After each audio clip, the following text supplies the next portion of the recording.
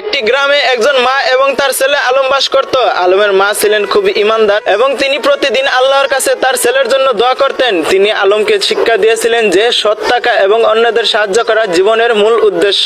আলম ছিলেন খুব মেধাবী, কিন্তু তার পরিবার অর্থাভাব ছিল। তার মা তাকে বলতেন, আল্লাহর উপর ভরসা করো, তুমি যদি সৎ থাকো এবং পরিশ্রম করো তবে আল্লাহ তোমাকে পথ দেখাবেন। আলম তার মায়ের কথা মনে রেখে পড়াশোনায় মনোযোগ দিলেন এবং ধৈর্য ধরে চেষ্টা করলেন। কয়েক বছর পর তিনি একটি বিশ্ববিদ্যালয়ে ভর্তি হলেন এবং সফলভাবে তার শিক্ষা সম্পূর্ণ করলেন। তার সাফল্যের পিছনে তার মায়ের দোয়া এবং তার নিজের পরিশ্রম ছিল প্রধান কারণ। তিনি তার মাকে কৃতজ্ঞ জানালেন এবং বললেন, আমার সাফল্য হলো আল্লাহর দান এবং আপনার দোয়ার ফল।